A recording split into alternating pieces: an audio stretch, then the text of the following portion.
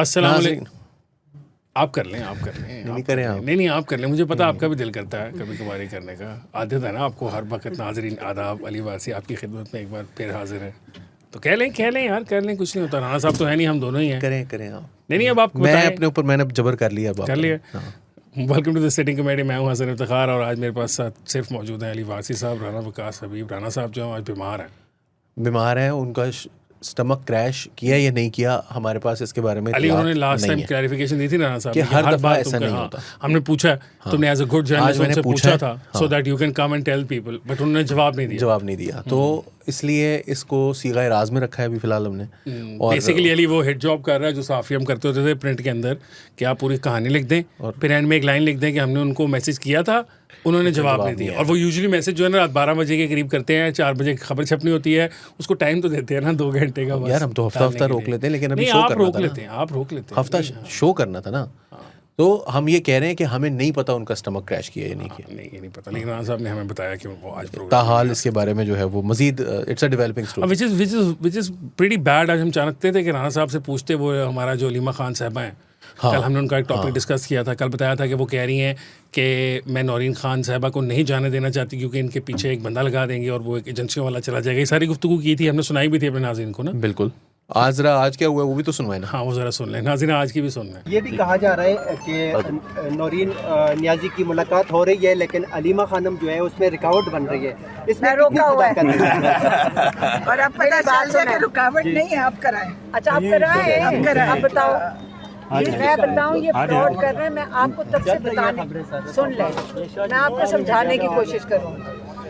ये देखिए, हमें दो हफ्ते से पता है ये फ्रॉड कर रहे हैं, क्योंकि इनका इरादा फॉल्स फ्लैग का ही था। अब देख लें अली, बिफोर और आफ्टर लगानी चाहिए हमें दोनों तरफ के। बिफोर आफ्टर मतलब क्या हो रहा है यार, कि कोई जोक चल रहा है ये? मतलब ये जो बाकी इमरान खान के फॉलोअर्स हैं, इमरान खान के सपोर्टर्स हैं, इमरान खान से मोहब्बत रखने वाले लोग हैं, उनके दिलों पे छुरियाँ चल रही हैं, आरियाँ चल रही हैं, और ये बहनों ने मजाक बनाया हुआ है। कल कह रही थी, अजीब गुफ्तगू कर रही थी, आज टोटल यू टर्न है उस बात का।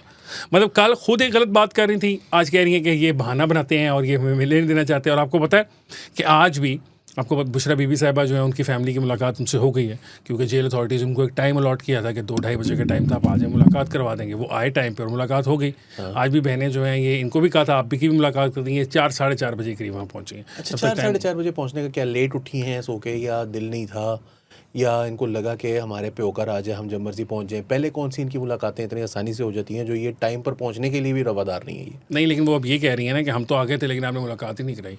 कल वो कहती थी कि हमने मुलाकात करानी नहीं है, या तो तीनों की कराएं, यहाँ पर एक बहन भी नहीं हम भेजते। ये तो ISI वाले, उन्होंने ISI का नाम नहीं लिया, तो उन्होंने एजेंसियाँ वाले भेज देते हैं, एजेंसी। लेकिन अब ये ISI का कमाल ये है कि सबसे बड़ा नाम उनका आता है। हाँ, They did not want to meet हाँ ना वो। अच्छा, अगर इसमें नंबर 1 है ना, नंबर 1 है ना, इसलिए हम जब भी ये जहाँ के MI भी है, IB भी है, स्पेशल ब्रांच भी है, एक्चुअली तो एक इंटेलिजेंस एजेंसी, काम उनका ये गैदर करना होता है। जेलों के अंदर सबसे ज़्यादा काम स्पेशल ब्रांच का ही, ऑब्वियसली पुलिस की अपनी होती है। तो अच्छा, अब एक और इसके अंदर भी है थोड़ा सा।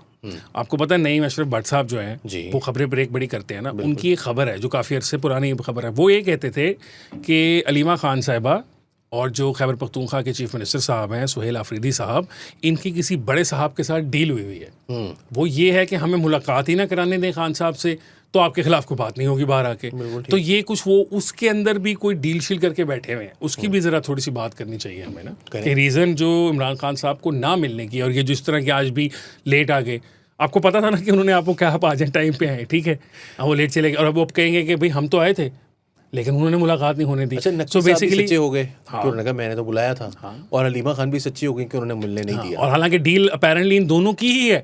आपने नकवी साहब का नाम ले लिया है, नकवी साहब पे ही है ना कि किसी ड्राइंग रूम में वो मिले थे, वहाँ पे गुफ्तगू हुई थी, डिसाइड हुआ था, और उसके बाद से फिर कोई चिरागों में रोशनियाँ नहीं है। It's a very good strategy. अगर किसी बंदे को जेल में रखना हो for indefinite period of time, तो आप जो है वो इस तरह का जारी रखें। मेरा ख्याल है कि मामलात को ठंडा करना ज़रूरी है खान साहब के बाहर आने के लिए भी। तो I think this strategy helps. इसमें यह है कि इमरान खान साहब भी तो टूटे ना, मगर वो तो डट के खड़ा है कप्तान। तो फिर बाहर आने का मुझे तो फिर मामला खटाई में पड़ता नज़र आता है, यानी कि बाहर भी कोई शोर होगा नहीं है और अंदर भी कोई जा नहीं रहा और उनका माइंड भी चेंज नहीं हो रहा। तो it's a perfect deal for his opponents of course.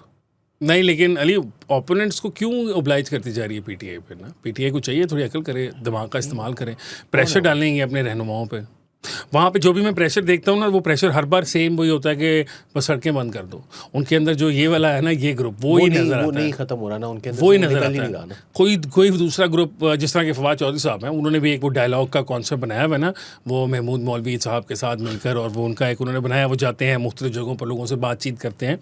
तो बेसिकली जब से वो निकाले गए, वो छोड़ी हुई शायद उन्होंने खाकान अब्बासी साहब ने भी इस किस्म का एक जो है वो इनिशिएटिव लिया था, आपको याद होगा।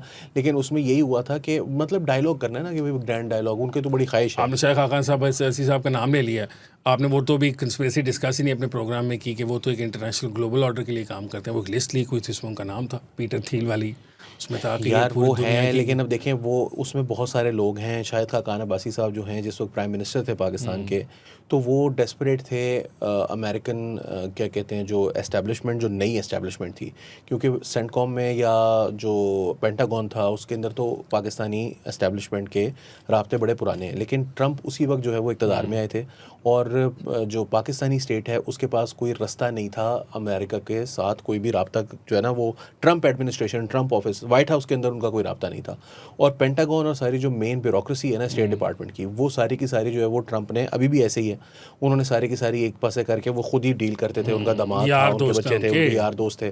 तो इस वजह से शायद खाकान अब्बासी वो लुकिंग फॉर एवेन्यूज़। इसी वजह से आपको याद है वो जहांगीर सिद्दीकी साहब का जो लौंडा है, उसको अली जहांगीर लड़का है, वो भी है, उसको भेजा था, वो भी है ना सीक्रेट तो सोसाइटी। यही बात है, इसी वजह से उनको भी भेजा था वहाँ पर, क्योंकि उनके बारे में ये था कि जी ये भी ट्रंप की फैमिली से, जैसे इस दौर में बिलाल बिन साकिब नामी एक किरदार जो है वो सामने आया, उस दौर में वो अली जहांगीर था। तो क्रिप्टो करेंसी के अच्छा, उसके ऊपर बहुत तमाशा लगा पाकिस्तान के अंदर। वो क्लासरा साहब भी कभी प्रोग्राम कर रहे हैं, आमिर मतीन कर रहा है, ये अली जहांगीर कौन है, एक शो, दूसरा शो, तीसरा शो, मुहित पीरज़ादा भी उस वक्त मेन स्ट्रीम था, वो सारे थे। तो इन्होंने जो है ना वो उसको ऐसी चीज़ कोई बना दी जैसे की तो हो ही नहीं, काम ही नहीं बना उसका इतना ज़्यादा, कितना बड़ा कोई वो जालिम आदमी है जिसके साथ, जिसने अली जहांगीर को भेज दिया।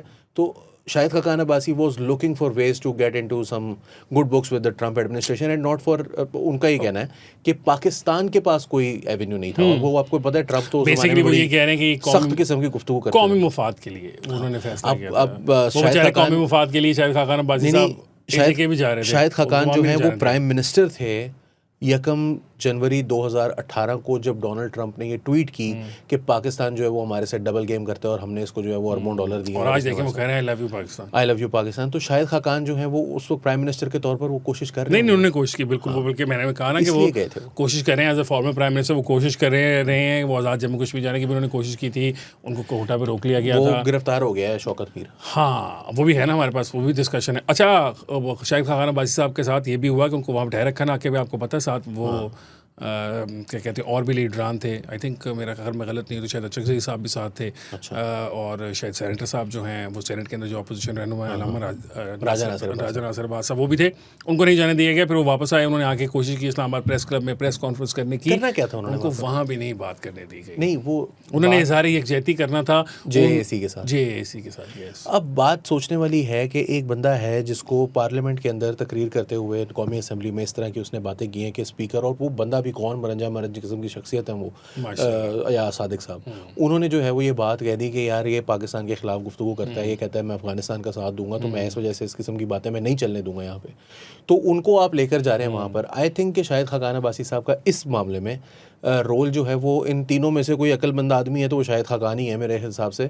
लेकिन एट द सेम टाइम वहाँ पर उनको मज़ीद फ्यूल करना और ये कहना कि वो कोई ब्रिज बन सकते हैं, I don't think Mahmood Achakzai, Allama Raja Nasir Abbas या शायद खाकान अब्बासी जो है वो पाकिस्तान की गवर्नमेंट, पाकिस्तान की इस्लामाबाद की जो इंतज़ामिया और वो एडमिनिस्ट्रेशन है, जो ताकतवर लोग हैं, उनके और JAC के दरमियान वो किसी किस्म का जो है वो लिंक बन सकता है। जबकि JAC के साथ पाकिस्तान की रियासत का तो कोई फड्डा भी नहीं है।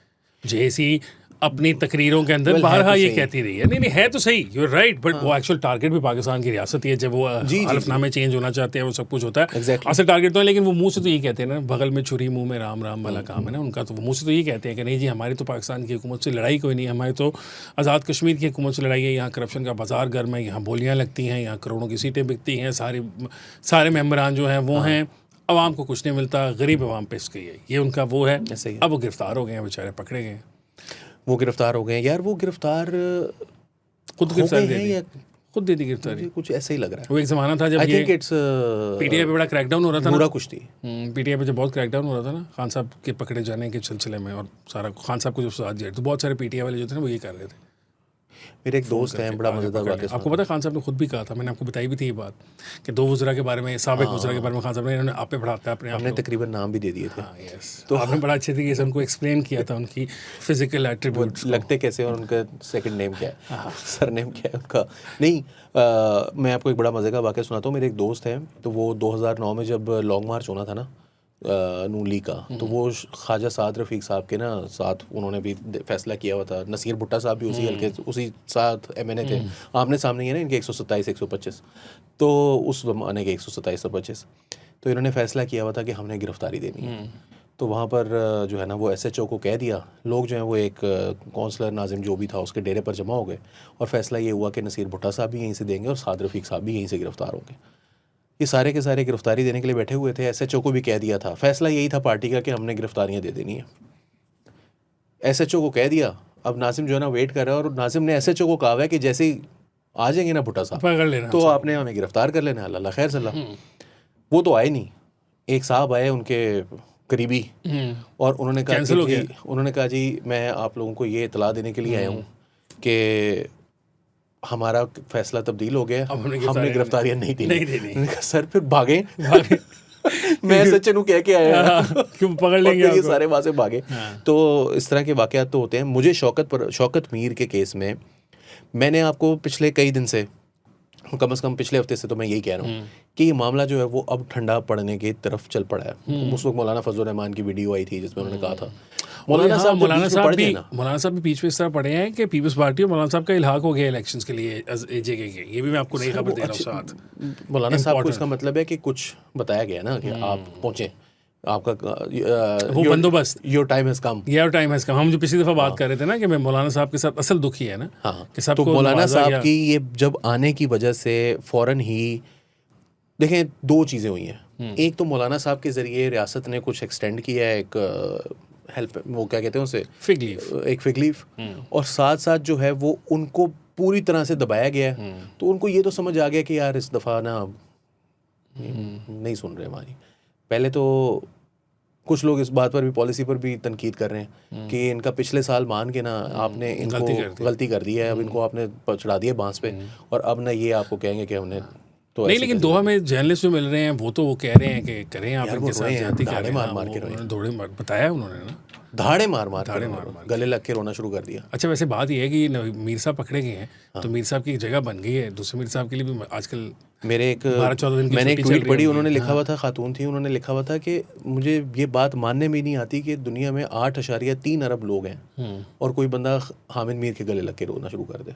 यार मतलब आप इस तरह ना करें, मैंने तो नाम नहीं लिया, आप नाम लिए जा रहे हैं, अली सीनियर है नहीं तो वो ट्वीट उनकी आप हमारे प्रोग्राम से ज़्यादा उनकी ट्वीट देखी जाती है। उनकी कॉलम है जंग में लिखा है उन्होंने कहा है कि मैं जो है वो दोहा एयरपोर्ट पर जा रहा था, तो भारतीय मकबूजा कश्मीर से जो हैं वो एक सहाफ़ी थे, वो आए और वो उन्होंने मुझे देखा और वो मेरे गले लगे और उन्होंने रोना शुरू कर दिया। उन्होंने कहा कि आप कश्मीरियों को कश्मीर से क्यों निकालना चाहते हैं। तो मैंने उनको कहा कि मैंने अनजान बनने की कोशिश की, तो उन्होंने आगे से जो है वो मुग़ल्लज़ात बकना शुरू कर दी हमारे जो मौजूदा हुक्मरान हैं उनको। मैंने कहा हामिद मीर साहब को जो है वो उनको अनजान बनने की क्यों कोशिश की। मीर साहब को बताना चाहिए था कि ये बड़े कमीने लोग हैं, आपकी सीटें खा रहे हैं। बड़े कमीने हैं, मैं ये कहने लगा था कि बड़े हैं कि कौन निकाल रहा है, कौन कश्मीरियों का हक जो है कश्मीर के ऊपर जो है उसको निकाल रहा है। हम तो नहीं निकाल रहे, वो निकाल रहे हैं। मीर साहब को बताना चाहिए। अच्छा वैसे ना वो कोई कह रहा था, अब आपने नाम ले लिया मीर साहब का, तो वो कोई कह रहा था कि आजकल मतलब अभी गिरफ्तार हो गए तो जगह खाली हुई है एक टू रिप्लेस अमीर विद अनदर मीर। हाँ, वो जो जॉइंट अवामी एक्शन कमेटी का सरबराह के तौर पर जो है वो हामिद मीर साहब आ सकते हैं। कश्मीरी भी हैं और 12 दिन जियो बंद है अभी। हाँ, 3 दिन हुए अभी। उन्होंने ये लिखा है ना, उन साहब ने लिखा है। हाँ, टाइम भी है उनके पास। यार हामिद मीर साहब को ना पता नहीं क्यों लोग समझते हैं कि वो अपोजिशन के आदमी हैं, वो रियासत के आदमी हैं। आप पता नहीं इस तरह की बातें क्यों करते हैं उनके बारे में। नहीं, हम तो नहीं कर रहे, मीर साहब खुद बता रहे होते हैं कि ये सारी बातें मीर साहब ने खुद ही बताई हैं। जो सब कोई प्रो रियासती आदमी आके मीर साहब से नहीं मिलता, सारे एंटी इस्टेब्लिशमेंट या एंटी रियासत जो गुफ्तगू होती है वो लोग आके मीर साहब से यार कोई साफ़ी उनसे सवाल कर ले तो वो उनसे कहते हैं आप आइए सही के आदमी हैं। अच्छा, वो इस तरह वो करते होते हैं जो है ना, वो मौलवी साहब जो हैं वो जो सऊदीया के बड़े करीब हैं। हाँ, ओके। वो कोई उनसे बात करें तो कहते हैं आप कादियानी हैं, आप शिया हैं, तो यहाँ पर मीर साहब जो है ना, आप IAS हैं, ओके, तो ये जो है वो एक मतलब बड़ा दोनों का मोडस ऑपरेंडी है जो आपको बड़ा बैकफुट अच्छा पे करते हैं। हाँ ना, आप पहले defensive हो आप डर जाओ, नहीं नहीं मैं नहीं हूँ, आप डिफेंसिव मैं ISI से नहीं हूँ, मैं मुझे कत्ल ना करना, मैं वो किसी फिरके से किसी मजहब से नहीं। अच्छा अली यार, हम उसमें सुन्नी इंटेलिजेंस, ना सुन्नी, हाँ हम इंटेलिजेंस एजेंसीज में तो नहीं काम करते ना यार, लेकिन हमें खबरें मिलती रहती हैं ना यार, हैं तो अभी हम प्रोग्राम आने यहाँ का जब आ रहे थे तो इससे पहले हम दोनों की कुछ डिस्कशन हो रही थी, तो तुम कह रहे थे कि मैं तो डिस्कस करना चाहता हूँ, तो मैं कहता आज राणा साहब नहीं है, वरना इस बात पे वो ज़्यादा बेहतर रोशनी डालते ये जो पंजाब हुकूमत और देखिए, उसकी मैं देखा ये कारकर्दगी है से असल- रिलेटेड तो बात कर रहे थे। मैंने ये देखा है कि कल मरियम नवाज यकायक सोशल मीडिया पर हुई एक्टिव। मेरा ख्याल है मैंने कोई 40-50, क्योंकि जो भी वो ट्वीट कर रही थी वो देखने में अच्छा लग रहा था कि उन्होंने गुजरांवाला तो चले बहुत बड़ा शहर है, उन्होंने तो मैं कहता हूँ कि लिया नहीं छड़िया उन्होंने, गुज्जर खान नहीं छोड़ा उन्होंने, DG खान नहीं छोड़ा उन्होंने, छोटे से छोटा शहर जो है ना लब के उन्होंने तांदलियाँ वाला और फलाना, और वहाँ से उन्होंने जो है ना वो तस्वीर लगाई, वीडियोस लगाई कि ये चीज़ें जो है वो मैंने की हैं। कई जगहों पे आपने देखा पिंक गलियाँ, पिंक गलियाँ, वो क्या सीन था भाई, पिंक गलियाँ, पीले दीवारें, वो तो बिल्कुल मतलब लग रहा था कि जैसे क्या कहते हैं पैडल पॉप का। मतलब आई वाज थिंकिंग कि यूजुअली डल जो वेदर वाले कंट्रीज होते हैं ना, ठंडे मुल्क जिसे हम कहते हैं, वहाँ पे जहाँ पे सूरज इतना जोर का चमकता नहीं है, वहाँ पे इस तरह के ब्राइट कलर्स जो है ना वो अच्छे भी लगते हैं। ना धूप से मज़ा ही, मैक्सिको वाला फील आ रही थी। पता नहीं यार, आई डाउट इट। आपने वो गाना नहीं सुना हुआ? It could have been painted white maybe, but maybe blue करते हैं वो, ग्रीस वगैरह वाले जो हैं वो अपनी वाइट एंड ब्लूज का इस्तेमाल करते हैं, वो भी हमारी तरह सन किस्ड एरियाज है ना, कुछ हमारी ज़्यादा सन किस्ड। अच्छा हाँ, फिर वो चलाई उन्होंने 50, उसमें ये भी तो देखो ना यार, वो बीमार थी ना पिछले दिनों, तो she just gotten back to normal business routine as well, तो इसलिए हो सकता है कि आपने ज़्यादा फील कर लिया। नहीं वो नहीं है बात, 2-3 बातें हो रही हैं। अच्छा ओके, बात ये है कि नाज़रीन एक मिनट हम ज़रा वो दे लें पहले कि हम अपना इश्तिहार मत नहीं यार, डिस्क्लेमर दे दें कि हम अपना तज्जिया दे रहे हैं। हाँ, हो सकता है तज्जिए के अंदर हमारे पास खबर भी हो, लेकिन हम खबर कह के नहीं दे रहे। यकायक एकदम से मैंने नहीं, मुझे नहीं पता कि क्या तकलीफ हुई फैसल वोडा को, किश्तियाँ चल पड़ी, कश्तियाँ चल पड़ी। वो हामिद मीर के प्रोग्राम पे गए, कितने अरसे से वो एक्टिव थे, हामिद मीर के वो प्रोग्राम पे गए, और हामिद मीर के प्रोग्राम पे जाकर उन्होंने ये कहा कि हर बंदा यहाँ पर समझता है कि उसको वज़ीर आज़म होना चाहिए, शहबाज शरीफ के ख़िलाफ़ वो जो है वो आना चाहता है, और उसमें जो है वो हर सूबे का वज़ीर आला जो है वो अपने आप को प्रेजेंट कर रहा है as the future prime minister, और उसमें हमें नहीं पता, उन्होंने मुराद अली शाह साहब को भी रगड़ा, उन्होंने और भी लोगों को, बुगटी साहब को, यानी जो भी बंदे थे, और साथ साथ उन्होंने जो है वो ये कहा कि हमें नहीं पता कि कौन से वज़ीर आला जो है उनके नीचे काम करने वाली जो खातून है वो करोड़ों से अरबोंपति बन गई है, और किसी को नज़र नहीं आ रहा वो कि किस तरह से। आपको क्या लगता है? हमें नहीं पता, लोगों को नहीं पता कि क्या हो रहा है यहाँ पर, क्या नहीं हो रहा, उनको नहीं पता होता कि क्या हो रहा है, क्या नहीं हो रहा। बिल्कुल डायरेक्ट हमला।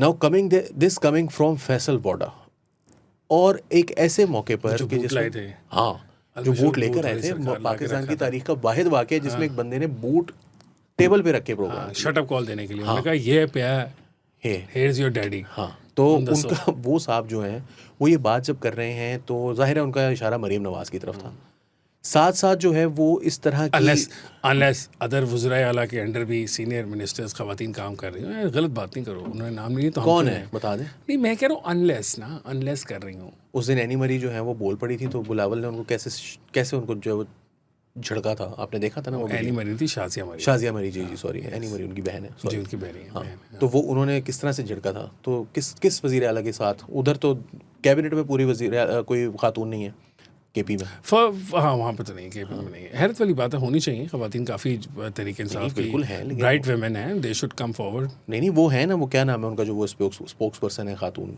वो सेनेटर बना दिया उन्होंने, जिनका हक बनता था, यूसुफजई साहब, मिसाल यूसुफजई साहब। तो वहाँ पर कोई खातून नहीं है, तो बलूचिस्तान में वज़ीर आला बुगटी साहब जो हैं वहाँ पे खातून होती थी बलूचिस्तान का, पता नहीं, अब मुझे नहीं पता कि वो इस वक्त वो उनकी ज़ुबैदा जलाल साहब, नहीं ज़ुबैदा जलाल नहीं, बलूचिस्तान के अंदर अभी ये इसी सेटअप के अंदर सेम पेज सेटअप जो था ना, ये मौजूदा वाला भी नहीं वो तो बिल्कुल थी, तो लंबी सी खातून थी, मुझे नाम अभी इस वक्त एक ही है ना, हसन मान लेना, वो सेम नाम, फरीहा समथिंग या शायद इस तरह का नाम, इस वक्त, सॉरी अगर मैं गलत नाम, इस वक्त तो वज़ीर आला के बड़ा फुल खातून है, वो फुल तैयार होकर जाके, ऐसा तो कोई खातून नहीं है ना जिनका नाम सेम हो, समथिंग अजीम, फरा अजीम शायद ऐसी थी खातून, वो स्पोक्स पर्सन थी बलूचिस्तान गवर्नमेंट की, और मुझे by just looking at her and I am sure many women would find this very वो attack, direct attack on them, but the thing is वो ऐसा लगता था वो कई घंटे पार्लर बैठती हैं, ये एक प्रेस कॉन्फ्रेंस या किसी बात करने आने से पहले, मतलब the amount of work done on her face was that Punjab वापस आ जाए। अब अली ने साबित करना ही करना है नहीं, कि मैंने ये कोई पंजाब साबित है। नहीं अच्छा, करना, मैं ये कह रहा हूँ कि ये हो रहा है, आपके सामने हो रहा है। ठीक है। साथ वोडा साहब का ये स्टेटमेंट आना, यकायक मरियम नवाज़ का सोशल मीडिया पर एक्टिव होना और अपनी कारकर्दगी, वो खान साहब ने क्या कहा था कि मैं तो सारा दिन काम करता रहता हूँ, एजेंसी वालों को पता है कि मैं तो छुट्टी भी नहीं करता, तो अपने काम को जो है वो सामने ला के रखना। क्या काम करते थे खान साहब? ये मुझे नहीं पता, ये कोई नहीं बता सकता। वो कायदे आज़म के बारे में भी बताया ना, वो एक वो सारे मीम है ना, तर्जुमानों के इजलास। वो मीम है ना एक बुजुर्ग की, कि कायदे आज़म ने कहा था काम काम काम, अगर ये बता जाते CALM का ये बता जाते कि क्या काम करना है तो हमने तो बनी ऐसी तैसी फेर देनी थी। तो वो खान साहब जो है वो काम में मसरूफ़ थे, उन्होंने तो बाकायदा इश्तिहार दिए थे 100 दिन के बाद, जिसमें उन्होंने कहा था कि हम मसरूफ़ थे। ओके, और उससे अगले सफ़े पर लिखा हुआ था कि क्या काम कर रहे थे वो सारे, उन्होंने जो स्टेटमेंट्स दी थी कि इंडिया को ऐसे कर देंगे और फ़लस्तीन को ये कर देंगे, फलाने को ऐसा, अमेरिका को मसरूफ तो थे ना उस काम में। मसरूफ़ So, थे। आपका ख्याल है कि तर्जुमानों का इजलास होता था, उसमें आपका वो ख्याल है मसरूफियत तो कि रहती सोशल थी। मीडिया पे बयानियां बनाना कोई आसान काम है, अब ये मसरूफियत का बात काम नहीं है। असल प्रॉब्लम यहाँ पर आ रही है, प्रॉब्लम बयानिया यहाँ नहीं पर बन आ रही रहा। है कि बयानिया नहीं बन रहा। पिक नहीं रहा। वो जो मुसलसल सुहेल वड़ाइच साहब 1 साल से लिख रहे थे, अब वो फैसल वोडा ने भी आके कह दिया। कह दिया उन्होंने। और भी बताओ, अब ये खाली तो नहीं है ना, और बयानिया भी नहीं बताओ। बन रहा। वो ये कह रहे हैं कि अब मैं किसी के अल्फाज इस्तेमाल कर रहा हूँ, करें और मुझे क्योंकि पता है, उन्होंने जो हाँ। है वो वीडियो पर नहीं कहा, तो अब वो वीडियो पर जब आ जाएंगे तभी कह देंगे कि हमें आपने डिफेंड करना था, उल्टा हमें आपको डिफेंड करना पड़ रहा है। तो ये बात जो है वो मुख्तलिफ तरीक़ों से कही जा रही होगी यकीनन।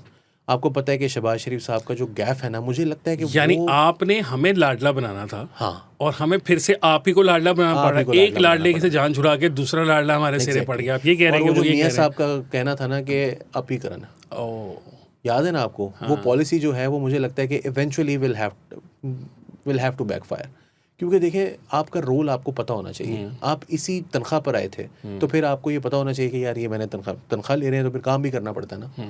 तो वो काम नहीं हो रहा, और कोई तरीका भी नहीं है। अभी आपने देखा कि बजट इजलास चल रहे थे, तो नेशनल असेंबली में तो फिर आपके कोई ख्वाजा आसिफ साहब हैं, कभी चौधरी तनवीर खड़ा हो जाता है, कभी क्या कहते हैं स्पीकर साहब खुद भी जो है वो आगे लगा देते हैं जब उनका दिल करे। फिर आपके जो है वो क्या नाम है उनका, एहसन इकबाल साहब हैं। इस तरह के बहुत सारे लोग हैं जो खड़े होकर तकरीर करते हैं, और वो ख़ास तौर ख्वाजा आसिफ कल्ला ही बड़ा है, वो लगा देता होता है इस्टेब्लिशमेंट को, वो अपोजिशन को आगे। पंजाब में हाँ, वो नहीं लगा देते थे जब अपोजिशन जब टाइम आएगा, कोई नहीं 6 महीने बाद दोबारा आएगा तो फिर ला देंगे, कहेंगे ताटी ऐसी करते हैं। लेकिन पंजाब असेंबली के अंदर कोई था ही नहीं बात करने वाला, करने की जरूरत ही नहीं है, सुकून है सब माहौल। नहीं हसन, ये बात नहीं है ना, फिर वो मसला हो रहा है ना। वो आप बता रहे हैं भाई, वो बिल पेश हुआ, कमेटी में चला गया, पास हो गया, वो तो स्पीकर साहब जाग गए, वरना कहाँ पड़ गया था। आप कह रहे हो कि स्पीकर साहब भी जो है वो तपे में आजकल। हाँ, अच्छा लिए अब तुम ये डॉट्स पे डॉट्स जोड़ते जा रहे हो, ठीक है। अब इसे इस तरह बनती हैं थ्योरियां कंस्पिरेसी की, इस तरह हमारे तुम ये सारी और मैं गुफ्तगू। आप मुझे एक बात बताएं, जो थ्योरी मैंने बनाई है, अभी अगला डालना है, क्या तमाम डॉट्स कनेक्ट हो रहे हैं कि नहीं? अगला डॉट भी कनेक्ट कर रहा है नाज़रीन। वो नाज़रीन ये connect कह रहा किए है कि ये कह रहा है कि स्पीकर साहब भी जो है ना वो भी फ्रंट फुट पे आए हुए हैं। वो फ्रंट फुट पे क्यों आए हुए हैं?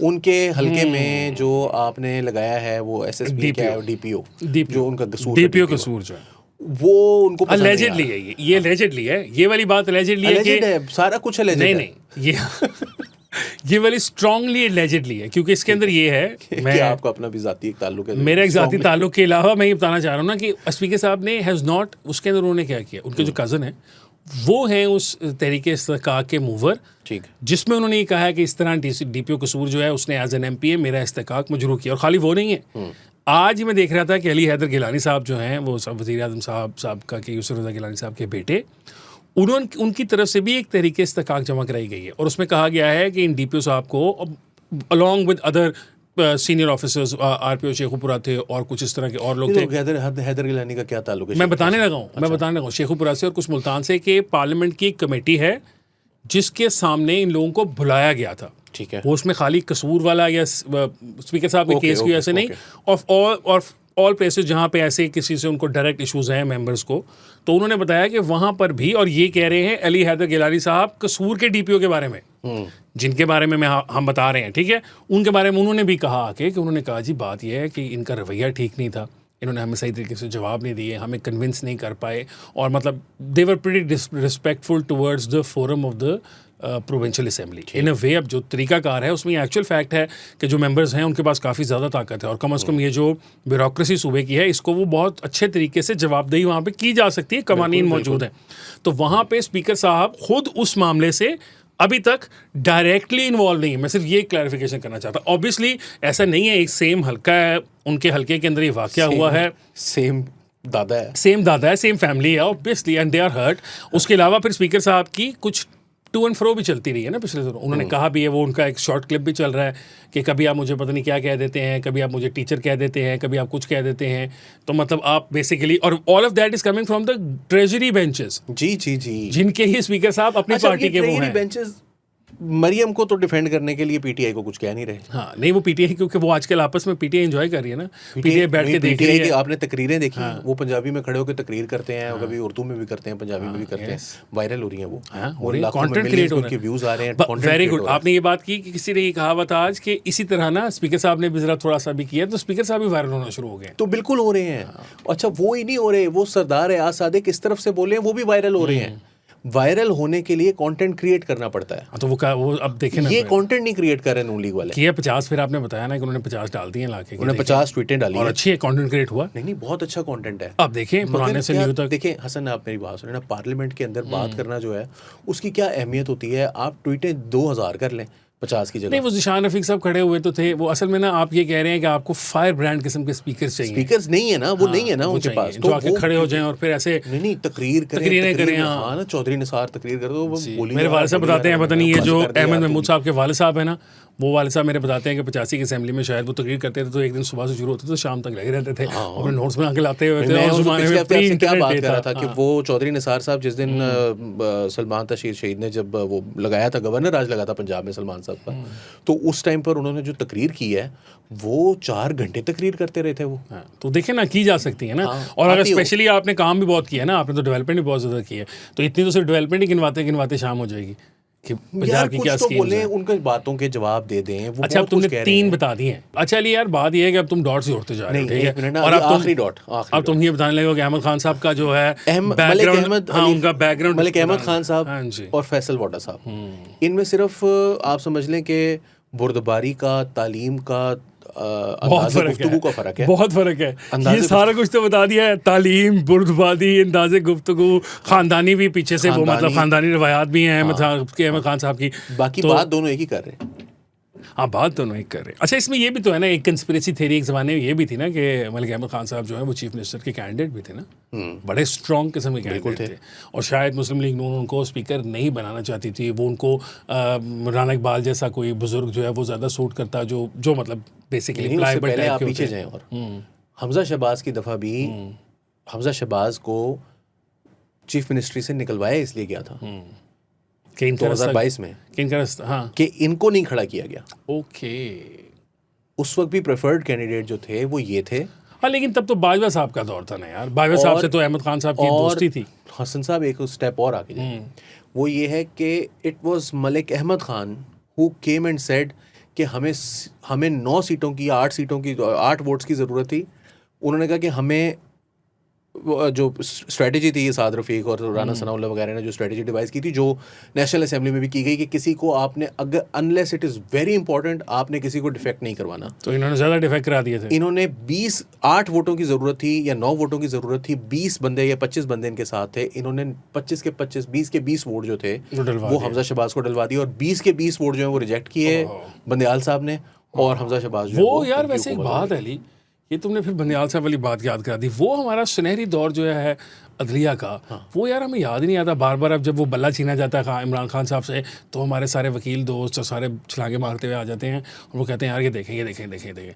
मैं सोचता हूँ यार वो भूल जाते हैं, वो देखें कानून क्या, आपने आइन रीराइट कर दिया, जज साहब ने अपनी अनहर्ड और अपनी स्पेसिफिकेशन बनाई, पूरा हिसाब बनाया। अच्छा भाई, वो जो लिखा हुआ है उसके अंदर के वोट डालेगा, काउंट होगा और वो डिस्क्वालीफाई हो जाएगा। सिंपल सी बात है। आपने एक एक्ट किया जिसकी आपको सजा मिल गई। अब इन्होंने क्या कर दिया है कि आप एक एक्ट करते हैं जो एक्ट नहीं होता वो एक्ट कंसिडर ही नहीं कर रहे हम, लेकिन आपको उसकी हम सजा दे देंगे। वो दुनिया में प्लेनेट यूनिवर्स का जो सबसे बड़ा जज है ना, वो मुनीब अख्तर, जिसकी आईनी और कानूनी समझ का जो है वो कमाल, रोमेल और वो क्या कहते हैं सिसरो से भी ऊपर, बड़े बड़े कानूनदार वो कानून के जानने वाले थे, यानी मेरे मुंह में ऐसे ही आ गया, पाँव धो के पीते थे बड़े बड़े। तो वो भाई साहब जो है उन्होंने क्योंकि ये कह दिया था कि ये ऐसे कर लो तो ऐसे हो गया।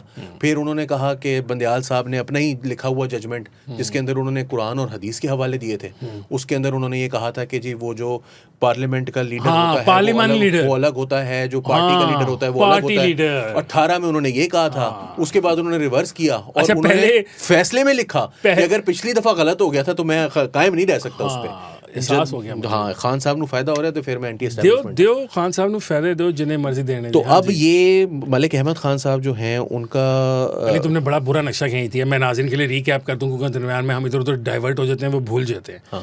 आपने ये कहा कि फैसल वाडा साहब आए, उन्होंने आके हमला किया और उन्होंने वजीर का खातून का नाम भी लिया।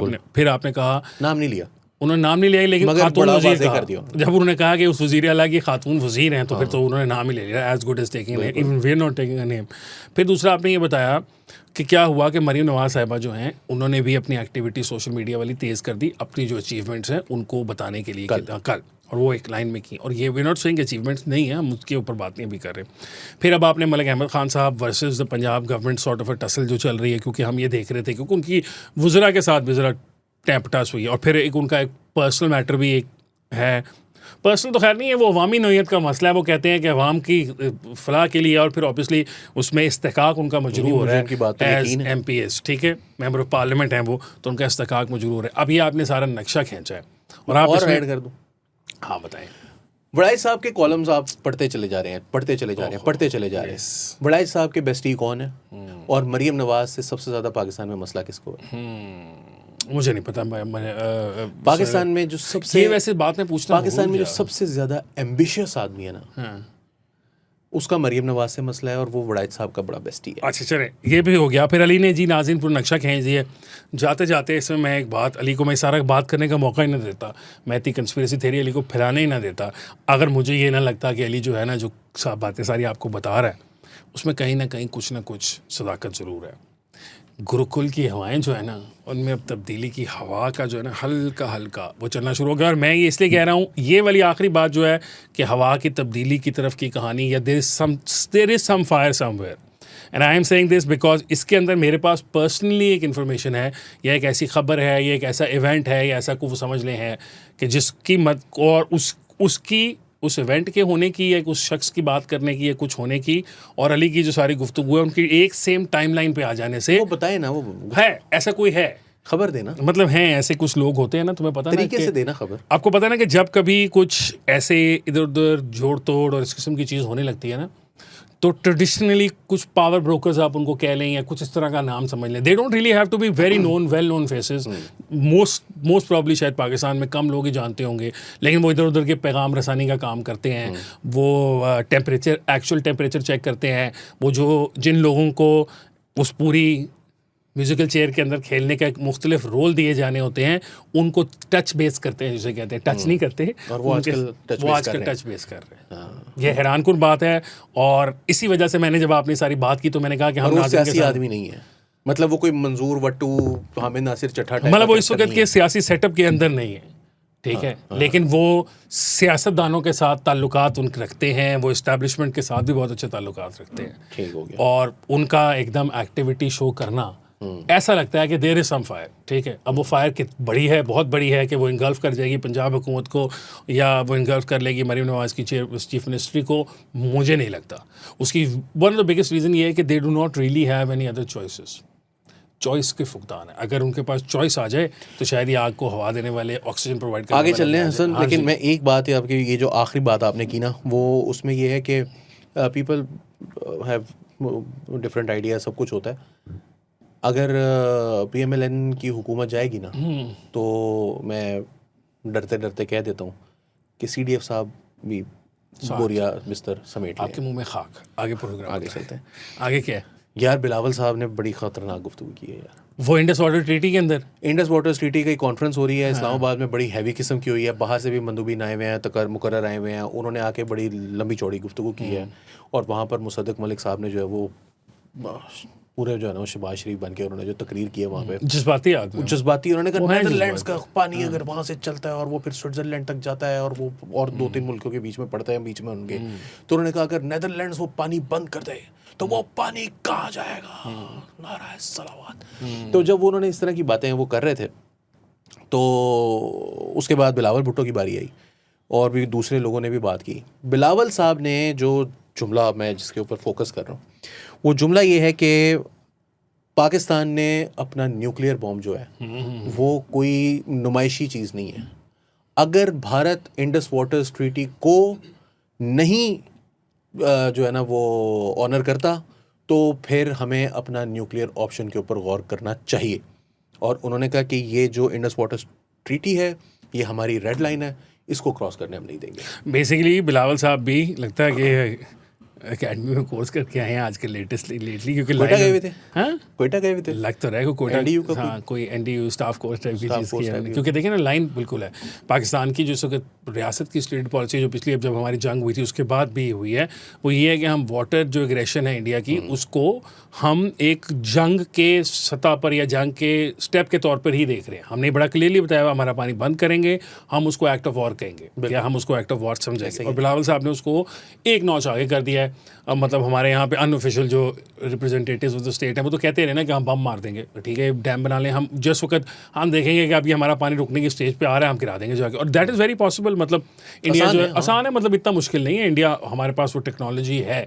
बिलावल साहब ने उसको एक नॉच और ऊपर कर दिया। वो पुराने ज़माने में कहते थे कि हमने ये शबरात पे चलाने के लिए बम नहीं रखा हुआ, तो बिलावल साहब ने बता दिया कि हमने किस दिन के चलाने के लिए रखा हुआ है। सो मुझे लगता है कि मतलब बिलावल न्यूक्लियर सिग्नलिंग शुरू हो गई है हाँ, ऑलरेडी। और मेरा ख्याल है बिलावल की वो सिग्नलिंग भी शुरू हो अच्छा गई है। ये भी मेरे लिए बिलावल की सिग्नलिंग हो रही है शुरू कि भाई I can be as nationalist as I think Bilawal would have been far more vocal option. मैं ये नहीं कहता कि बहुत अक्लमंद होते, मैं ये नहीं वोकल होते। क्या करते हैं उनको प्राइम मिनिस्टर बना देते। अगर वो प्राइम मिनिस्टर हों, शहबाज शरीफ साहब की जगह हम बिलावल भुट्टो को प्राइम मिनिस्टर बना देते। मैं कौन, मैं मेरा वोट नहीं काउंट होता, मैं कौन हूँ? मैं नहीं यार अब ये तुम ज्यादती कर रहे हो यार। वोट नहीं काउंट होता क्या मतलब यार? नहीं होता, ऐसे नहीं होता यार। मैं डालता ही नहीं हूँ। हाँ डालते नहीं ना इसलिए काउंट ऐसे कहो ना। दो लग जाते हैं मेरे, मुस्तरद हो जाते हैं। बात यह है कि जो बिलावल साहब हैं उन्होंने जब बयानिया बनाना शुरू किया वो 26वीं तरमीम के मौके पर, तभी वो बयानिया बना था, वरना उससे पहले 26वीं तरमीम का नाम लेने वाला कोई इस दुनिया में बाकी नहीं रहा था। मगर फिर बिलावल ने उसका अलम उठाया और फिर वो लेकर चला और जो हुकूमत थी और जो एंटी PTI ग्रुप्स थे, लोग थे, वो सारे के सारे उसके अराउंड जो है वो रैली करते चले गए और उन्होंने कहा कि भाई ये जज जो हैं वो मेरे बाप के साथ इन्होंने ये किया है, मेरी माँ के साथ ये करते रहे हैं, ये मेरी पार्टी के साथ ये करते रहे, ये पाकिस्तान के साथ ये करते रहे हैं, इन्होंने जो है वो हमारा सेनेट का चेयरमैन नहीं बनने दिया, ये जज जो है वो हमारे खिलाफ फैसले देते हैं, गलत फैसले देते हैं, हमारी तो जो हुकूमत थी उसको इन्होंने मुसलसल जो है वो जान नहीं छोड़ी। और काजी फायजीसा को उन्होंने पूरी तरीके से जो है वो डिफेंड किया, फ्रंट फुट पर आके उन्होंने कहा उन्होंने मेरे नाना का जो है वो बदला लिया इनसे। तो बिलावल भुट्टो जरदारी साहब जिस तरह से जब वो बयानिया बनाने आते हैं, अभी ये जो बात उन्होंने कही है वो जब वो बयानिया बनाने आते हैं तो वो he makes the right kind of noises. और जो मुस्लिम लीग नून है उसमें फुकदान है ऐसे लोगों का जो कि राइट काइंड ऑफ नॉइजेस। एक ही बंदा उनके पास मैं समझता हूँ काम का है जिसको सारा दिन जो है ना वो हमारे बहुत खुद को ज़्यादा अक्लमंद समझने वाले लोग जो हैं वो गालियाँ देते रहते हैं कि ये पागल है, इसको पता नहीं है, ये वो है। वो ख्वाजा आसिफ है, वो कोई स्टेटमेंट इस तरह की देता है जो कि हिला देती है, चाहे कश्मीर का मामला हो, चाहे फ़लस्तीन के इशू के ऊपर हो। अगर किसी को बयानिया बनाने जैसी बात करनी आती है ना तो वो एक ख्वाजा आसिफ है। उसको डिफेंस मिनिस्टर लगाना है यार, पिछली हुकूमत में आप देख लेना किसको डिफेंस मिनिस्टर लगाया था, वो परवेज़ खटक को, अब ख्वाजा आसिफ को लगा दिया है। ये वैसी जुल्म वाली बात है, खुडे लाइन मिनिस्ट्री नहीं इसलिए ताकि वो वेले बैठे और फिर वो इस तरह की गुफ्तगू करें, वो टॉन्ट्स मारें उसको, किसी को इस तरह की कुछ जुगती। एक और बड़ी अच्छी मिनिस्ट्री है, मैं कोई बात नहीं करना चाहता हूँ, मिनिस्ट्री ऑफ जुगतबाजी रख दें। नहीं एक वैसे जुगतबाजी का बना दें। नहीं एक डायरेक्ट बगैर जुगतबाजी की भी एक मिनिस्ट्री होती है जिसमें आपने बयानिया बनाना होता है। अच्छा जी, पाकिस्तान का बयानिया बना लेंगे। मेरा अपना ये ख्याल है कि अभी थोड़ा सा बिलावल साहब को ना अंडर ट्रेनिंग है, वो थोड़ा अभी यार क्या मसला है यार आप लोगों के साथ, 2-4 और जरा 20 साल हो गए हैं वो बंदा अंडर ट्रेनिंग है। हाँ तो ऐसे ही होता है ना, वज़ीर आज़म 2007 में 22 साल की जिद्दोजहद। 19 तो हो गए हैं। हाँ तो अभी 2-3 रह गए ना। 22 साल की जिद्दोजहद थी, फिर वज़ीर आज़म बने थे वो, 29 ऐसे में नहीं अगला बन गए इलेक्शन। थे। 29 में अगला इलेक्शन, 22 साल हो जाएंगे तब तक। तो बस हो जाएंगे, देख लें फिर ऐसे ऐसे वो होगी, और कितनी वो होगी। आपने भी नहीं सोचा होगा जो बात आपने कही है, आपने 22 साल का बात की, मैंने 3 साल लगाया, मैंने कहा पहुंच गए 22 साल के तो बस बन भी रहे मामला, उस तरफ जा भी रहे। हम प्रोग्राम खत्म कायदे आज़म की भी 22 साल की थी। पता नहीं कायदे आज़म बेचारे की नहीं, मैं पाकिस्तान की एक हिस्ट्री जानना चाह रहा हूँ। कायदे के तो यू टर्न्स थे, वो तो खान साहब ठीक कहते थे। कायदे पहले कांग्रेस में चले गए, पहले जाके कहते थे कांग्रेस ठीक है, कांग्रेस ठीक है, फिर एम पटेल भाई के साथ उनकी लड़ाई हो गई तो उन्होंने कहा नहीं कांग्रेस ठीक है। पटेल भाई के साथ ही उनकी गांधी जी से लड़ाई हुई, किसी गांधी जी से हो गई होगी, गांधी जी भी नहीं वो किसी और बात पे, उन्होंने कहा था महात्मा नहीं है मिस्टर गांधी है। ये क्या महात्मा किस बात पर, मतलब इनसे कोई इख्तलाफ ही नहीं कर सकते, ये तो महात्मा है। हाँ, क्योंकि वो एक बकरी लेके फिरते थे ना, इसलिए महात्मा। नहीं तो भाई इस बात पर तो कोई महात्मा नहीं हो सकता। You can make mistakes, you can be all, और we are not discussing that. हम जा रहे हैं मिस्टेक्स के साथ साथ। प्रोग्राम खत्म करने से पहले एक जरा सैड इंसिडेंट आज लाहौर में, उसके बारे में बात कर लें। काना के अंदर लाहौर का एक सब है इलाका, वहाँ पे कोई प्राइवेट ट्यूशन सेंटर था, उसकी छत गिर गई है और तकरीबन लास्ट। प्राइवेट ट्यूशन सेंटर था, स्कूल था? प्राइवेट ट्यूशन सेंटर था, और उसकी छत गिर गई। छत जो थी वो जिस किस्म की वो होती है, आपको पता है गार्डर टीआर टाइप की छत थी, वो मिट्टी का मलबा जो था, मतलब कंक्रीट की छत गिरे अगर लेंटर वगैरह हो तो यूजुअली चूंकि वो इस तरह होते हैं तो कहीं ना कहीं पे ऐसे गिरते हैं, तो कोई सेफ स्पेस नीचे कुछ लोगों की बच जाती है, इवन तो जिनको क्रश हो जाते हैं कुछ, लेकिन फिर भी बचने का चांस होता है। ये हुआ ये कि सारा का सारा मिट्टी के मलबे समेत वो नीचे चला गया। 35 के करीब बच्चे थे और मुख्तलिफ एजेस के थे, कुछ बहुत ही छोटे थे। 14 के करीब की जो है उसमें से वफ़ात हो गई है। बहुत बड़ा सानहा है इन द सेंस लाहौर के अंदर कि वो आप सोचें, अभी हमको उस दिन बात कर रहे थे, राना साहब भी बात कर रहे थे कि वो जो क्वेटा वाला वाक़या हुआ उसके अंदर देखें उन बच्चों ने क्या देखा। अब देखें यहाँ बच्चे ट्यूशन पढ़ने गए थे, वो ये हो गया। मैं जो छोटी सी एक बात करना चाहता हूँ, फिर मैं प्रोग्राम ख़त्म करने की तरफ जाऊँगा, वो ये है कि अब ऑब्वियसली हम गुस्सा करेंगे, हम हुकूमत को भी मुर्देल इल्ज़ाम ठहराएंगे, और होना भी चाहिए। मतलब government should also play its role. जो भी जिम्मेदारान है, वो जिम्मेदारान कौन है? एक मकान का मालिक होगा, उसने किराए पे दिया होगा। एक वो ट्यूशन सेंटर चलाने वाली एक पता नहीं टीचर हैं, वो खुद भी ज़ख्मी थी हैं, वो बची हैं या नहीं बची वो होंगी। पर इसके अंदर ना एक छोटी सी इंपॉर्टेंट चीज़ है जो शायद हमारी आवाम जो है वो नहीं समझ पाती। वो ये है कि पाकिस्तान में ना ये जो सेफ्टी है इंसान की, इससे मुतल्लिक जो कवानीन हैं वो अगर हैं तो बड़े लैक्स हैं और उनकी इम्प्लीमेंटेशन उस तरीके से नहीं होती। और अगर जब उसकी इम्प्लीमेंटेशन कराने की कोशिश करेगा, ये पंजाब हुकूमत फ़र्ज़ करें या कोई लाहौर की गवर्नमेंट जो है डिस्ट्रिक्ट गवर्नमेंट अब क्रैकडाउन को शुरू कर देगी ट्यूशन सेंटर्स को चेक करने के लिए, क्या वहाँ पे फैसिलिटी सही मौजूद है या नहीं है, तो सब लोग रोना शुरू कर देंगे। इसी मुल्क के अंदर वो सोशल मीडिया पे शोर डाल देंगे कि जी हुकूमत जो है वो प्राइवेट बिजनेस को काम नहीं करने दे रही है, हुकूमत जो है ये टांग बहुत अड़ाती है। बात यह है कि ये दुनिया भर में एक सर्टन चेक्स एंड बैलेंसेस का सिस्टम मौजूद होता है ना, वो आपको किसी छत के नीचे 35 बच्चे इकट्ठे करके पढ़ाने की इजाज़त तब तक नहीं देंगे जब तक कोई उनको यकीन नहीं होगा कि छत गिर नहीं जाएगी। ठीक, हम एज़ अवाम भी एज़ पब्लिक भी इन चीज़ों को समझते नहीं है। मतलब हम यहाँ पे रिक्शे वाला 9 बच्चे बिठा के रिक्शे में जा रहा होता है बगैर लाइसेंस के, उल्टी हरकतें कर रहा होता है। हम ये नहीं सोचते कि दुनिया में कहीं पे ऐसा नहीं होगा कि कमर्शियल व्हीकल को चलाने के लिए बगैर लाइसेंस के कोई आ जाएगा, कोई भी, ठीक है। Everybody is putting their own lives at risk and other people's lives at risk as well. लेकिन जब उनके खिलाफ क्रैकडाउन होता है, उसको हेलमेट पहनाने की कोशिश की जाती है, उसको गलत काम करने से मना किया जाता है, तो मैं और आप और हमारे साथी टीवी चैनलों पर बैठ के, सोशल मीडिया पर बैठ के कहते हो जी गरीब के साथ बहुत ज्यादती हो रही है। होता ये है कि जब आप कॉर्नर्स कट करते हैं तो फिर इस तरह के सानियात होते हैं। अब इसके अंदर कौन जिम्मेदार है?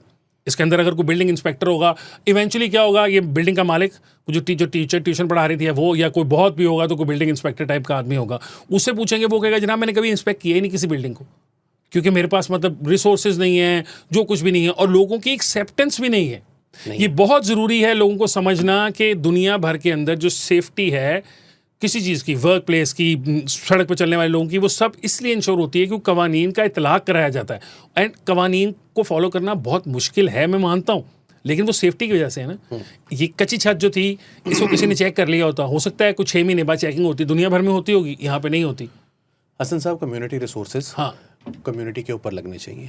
पाकिस्तान के अंदर लोकल बॉडीज़ का कोई सिस्टम नहीं है, सिटी एडमिनिस्ट्रेशन नाम की कोई चीज़ नहीं है। सिटीज़ के अंदर छोटे छोटे, आपने 13 टाउन्स में लाहौर को जो है वो डिवाइड किया हुआ है। मेरा ख्याल है 13 से ज़्यादा होने चाहिए। लाहौर का रेडियस जो है वो मेरा ख्याल है 50 किलोमीटर से ज़्यादा होगा। मैं अगर रायवंड से, जहाँ से हमारी आखिरी सोसाइटी है, बहरिया टाउन से अगर चलूँ तो बहरिया टाउन से ठोकर तक जो है वो 15, 16, 18 किलोमीटर बन जाता है। तो आगे आपने जाना है, शादरे तक जाना है या उधर जल्लो तक जाना है, तो 50 किलोमीटर का सफ़र बन रहा है तकरीबन, या कुछ कम होगा, आधा आगे पीछे कर लें। इतने बड़े शहर को अगर आपने 13 टाउन्स में डिवाइड किया हुआ है, इसको आप 18 कर दें, लेकिन इसको फिर चलाने के लिए उन टाउन्स के पास एडमिनिस्ट्रेशंस होनी चाहिए, उनके पास रिसोर्सेज होने चाहिए, वो जाकर चेक करें, उनके पास इम्प्लीमेंटेशन की अथॉरिटी होनी चाहिए। या कोई बिल्डिंग जो है वो इस काबिल नहीं है, और जो रहने वाले हैं उसके मकीन हैं वो भी इस काबिल नहीं है कि उसको ठीक करा सकें, तो उन को इतना बाइख्तियार भी होना चाहिए, उनके पास फंड रेज करने के भी इख्तियारात होने चाहिए, फंड रेज करके उनको खर्च करने का भी इख्तियार होना चाहिए, फंड्स होने चाहिए जिससे वो उन चीज़ों को ठीक कर सकें, उनकी देखभाल कर सकें।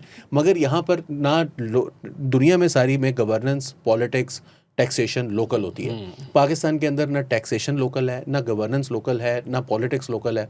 हम पॉलिटिक्स ही अजीबोगरीब मामलात के ऊपर कर रहे होते हैं, हम टैक्सेशन ही अजीबोगरीब किस्म की, हमारी एफबीआर की वो टॉप डाउन किस्म की है। वो मेरे से ही सेल्स टैक्स, उन्होंने कहा जी ये सारे के सारे जो दुकानदार हैं ये टैक्स नहीं देते, तो दुकानदारों ने कहा हम टैक्स दे देंगे, कोई मसला ही नहीं है। उन्होंने कहा जी 1300 रुपये किलो मिठाई थी, आज से ये 1650 रुपये किलो मिठाई है, उनको अभी 1350 मिल रहे हैं और 300 रुपये जो हुकूमत भी ले जाती है, मेरी जेब से 1650 जाना शुरू हो गया 1300 की जगह। So this is how this country is being run, और ना ही कोई एडमिनिस्ट्रेशन का हिसाब है, तो फिर यही होना।